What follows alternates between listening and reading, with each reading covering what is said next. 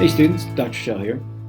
So, as that ominous music suggested, we're going to be talking about kidnapping that's going on all over college campuses in the United States and around the world, and what we can do to try to prevent it. And the kidnapping I'm going to talk about is plagiarism. Have you heard the word plagiarism? Has anybody ever really explained it to you? And how in the world is it connected to kidnapping? Well, plagiarism is when you use the words and ideas of somebody else and pass it off as if it is your own. Now, sometimes this is done accidentally. That is, you forgot to put the quotation marks, or you've just lost track of how many sources you were using, and sometimes we get under time crunch, and so we just have to just crank it out, and when we do that, we get careless, and we don't note when we're borrowing stuff. And sometimes it's done quite intentionally. That is, you know that it's not your work. You simply are trying to pass it off as if it is yours. And we're going to talk about different kinds and how to identify them and how we can prevent it. And that way you'll be more successful on the assignments that you fulfill. How is it connected to kidnapping? Well, the Greek word that we get plagiarism from literally means kidnapping. And as an academic, as somebody who spends their life as a scholar and researcher, we like to publish our ideas and put them out there in papers and presentations. And we want other people to see them and use them. But it's really important that if you do that, you make a note of it.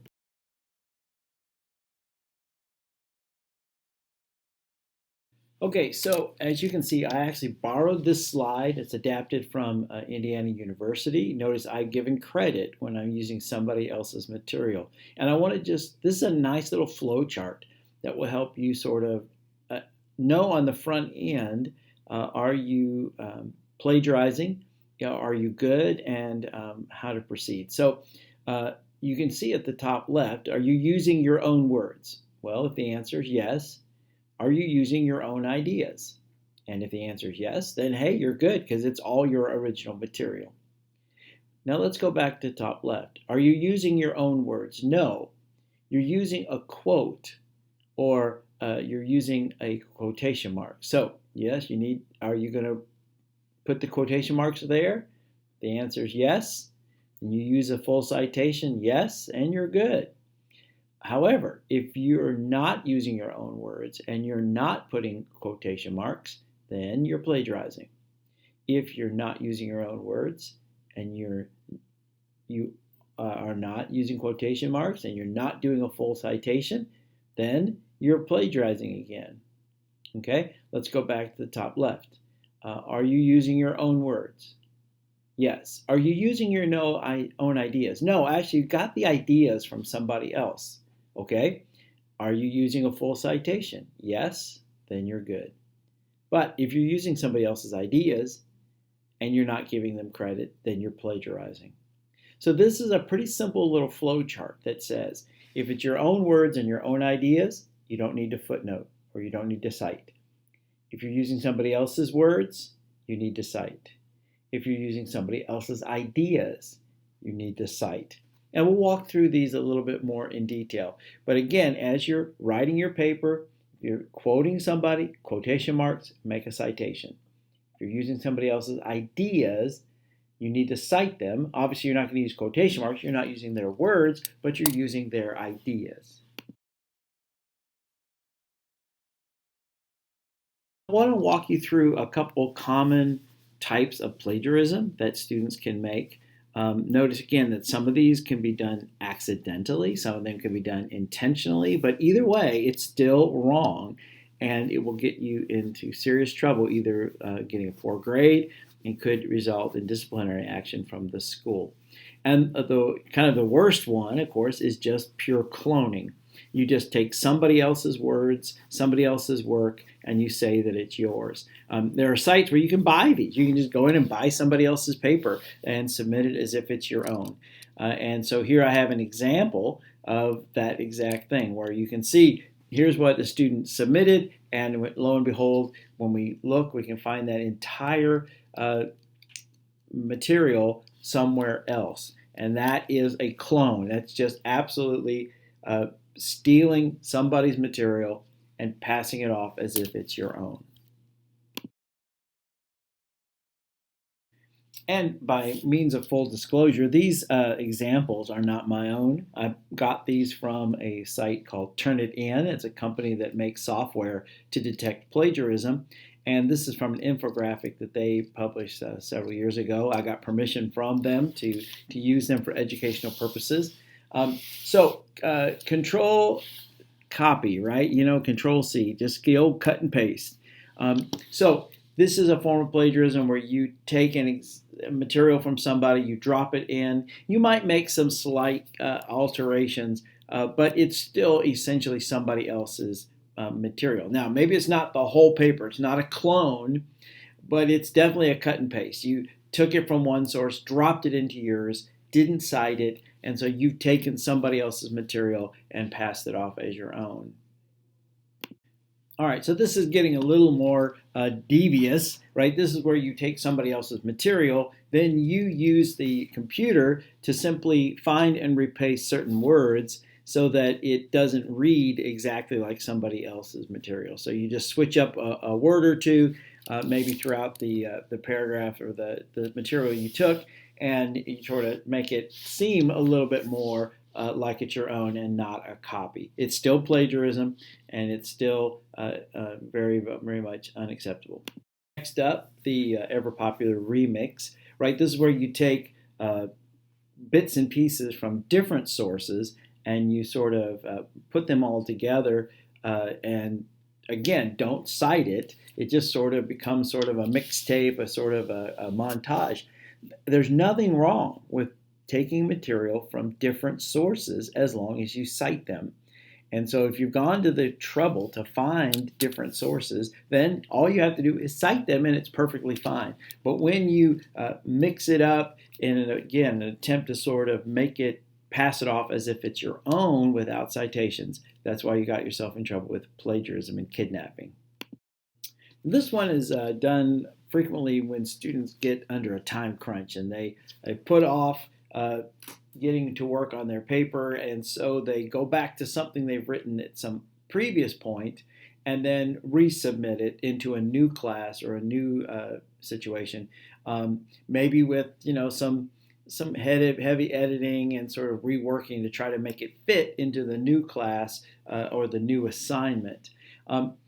This is tricky. I mean, there's nothing wrong with citing yourself. If you've done some really good work in some other class and you want to quote yourself and include that in your bibliography, that's appropriate. And if you look at professional journals, scholars do this frequently where they are especially experts in one particular area and they're going to quote previous work of their own. But again, you have to cite it. You can't simply take a class you wrote, say, for a speech and debate class, and then submit it into an ethics course and say, well, it's the same paper, it's on some ethical topic. If it's not original, it's got to be cited.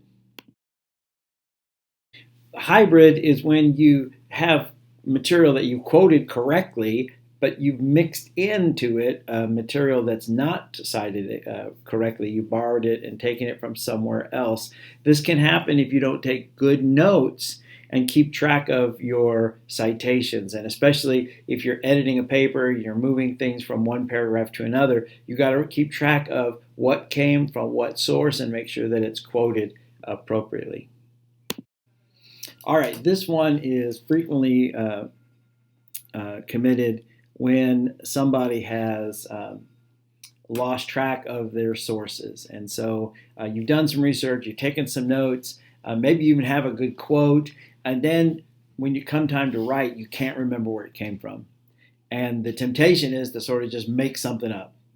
You're using a quote cite, but you don't actually have the actual citation. You're quoting Thoreau, but you're going to use quotecite.com, but you don't actually have the source of where Thoreau's quote came from.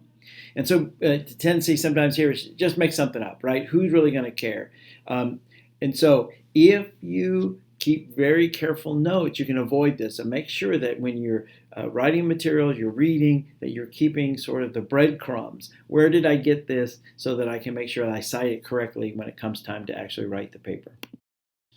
Now this form of plagiarism can happen when you are trying so hard to find the right sources, find the right quotes, and you've mashed it up all together, but it comes out almost like a beautiful quilt, but there's no material of your own. There's no original thinking. It's simply one quote after another quote after another quote, and so you have really not done anything of your own in the paper. You've just sort of combined all this material. It might be quoted, cited correctly, but there's none of you in there. And then in that case, it's not really your paper. So we want to be careful that as we're writing, that we're using our own ideas, our own thoughts, our own way of organizing the material, and then citing our sources to support the work and thinking that we're doing.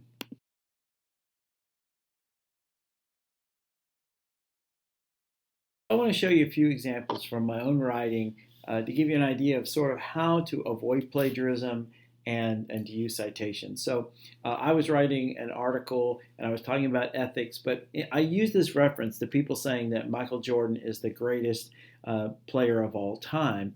And the person makes the argument that he's the greatest player of all time because he's won the most championships or he's scored the most points. Well, actually, those are not correct facts. But I didn't know those facts, so I had to look those up, and I had to rely on a source that gave me the data that I needed to back up my point. And so you can see there, I've just included the reference that I used to help provide the facts I needed to make my point.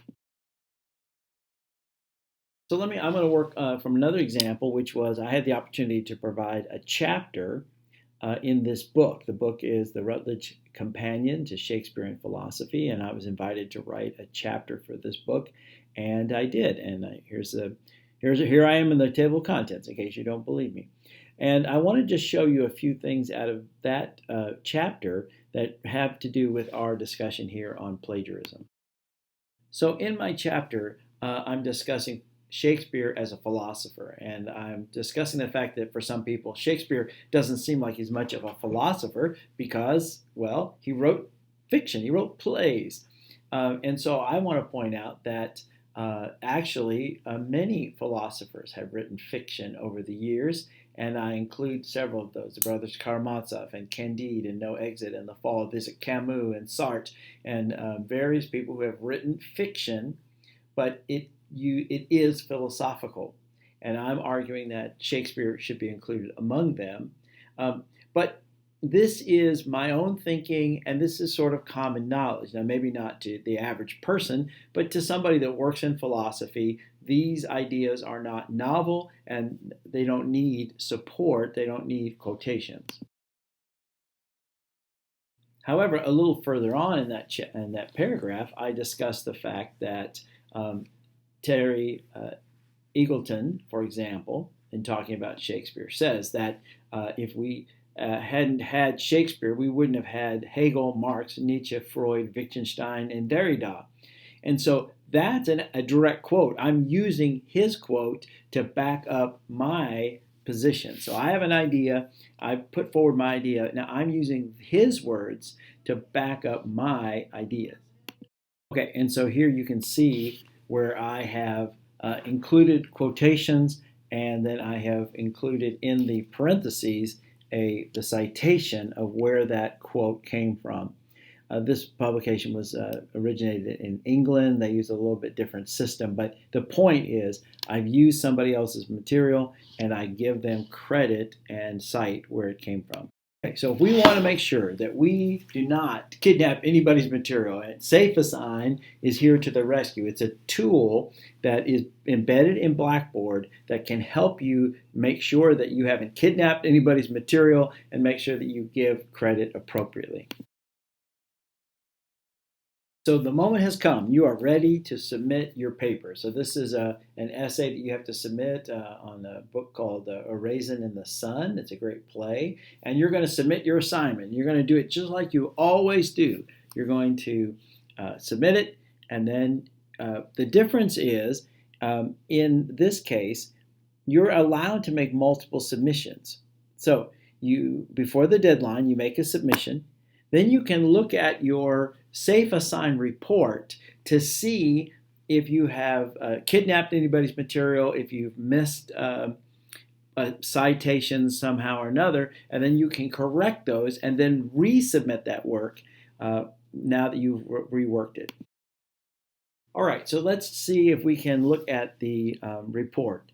You need to wait a little while after you submit it. It could take up to 24 hours for SafeAssign to do its work. It usually doesn't. But I'm going to open it up. Now, it hasn't been graded yet because I turned it in before the due date so that I could run a SafeAssign report on it before I make the final submission. So you'll see it says check originality report, view the report. So I'm going to view my originality report. As you can see here, I've already made 2 attempts. So I'm going to look at my first attempt to see what the originality report looked like and then what I needed to do to fix it. Now, this says that it's high risk for there being a problem here. There's 62% match with my material. So SafeAssign is suggesting that maybe there's some concerns with this paper and that we ought to examine it to make sure that we've done everything right. So this is what the report will look like, and you're going to click on it. It will show you the sources that SafeAssign is identifying as not being original with you to make sure that you have put the quotation marks and make sure you've cited it, make sure that you haven't borrowed from a source and not given credit. Now, this work, the assignment, involved reading a play and then interacting with our course material. So it's not surprising that there's a fair number of quotes in here because that was part of the assignment. So here she has quoted the author of the play. She cited it correctly. Every one of those citations is correct. So SafeAssign tagged it saying that, hey, there's a lot of material in here that's not original. But once we look at it, we realize that, yes, it has been cited correctly and there are no serious issues here. And here's another example. So this is the SafeAssign report, and everything that's colored is identified as coming from another source other than the writer of this paper. And it wasn't a bad paper, but you can see that this student had relied very heavily on quotes from other places, and there's very little of the student's own thoughts and work inside this essay. So this would be an example where you would want to go back and say, maybe I should shorten some of those quotes, make sure I add some more of my content in it to make sure that it's more reflective of my thinking and not quite so much cobbled together from the thinking of others.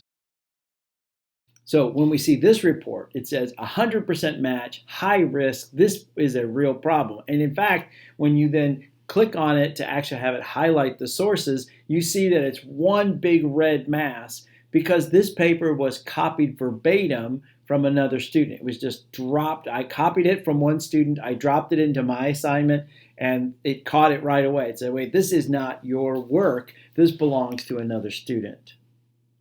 Okay, so here is my second attempt. Okay, I turned it in again. I went back and I corrected the mistakes. I added the quotation marks and I resubmitted that work. And now look, it comes back at a low risk saying that, hey, even though there are some quotes, there's not an excessive amount and they seem to be properly cited. So now SafeAssign has helped me to correct my mistakes and resubmit it in a paper that will give me a much better grade.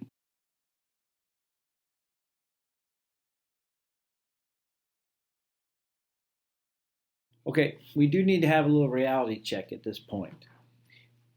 In order for SafeAssign to help you, you have to work ahead of time enough that you can submit it, check it, and then correct it. SafeAssign is a wonderful tool, but if you are running right up against the last minute deadline to submit your paper, you're not going to be able to use SafeAssign to help you check that you haven't made any mistakes. So using SafeAssign is a wonderful tool. It's going to require you to work ahead, submit it, check it, and then resubmit. But it's a great, great tool. And so you may need to sort of back your own clock up a little bit to turn it in a day or two early so that you have a chance to review it so you can get a fabulous grade. Because I will see the report on the final paper that you submit. And that's the one that I'm going to look at. And so make sure you give yourself enough time to utilize this fantastic tool.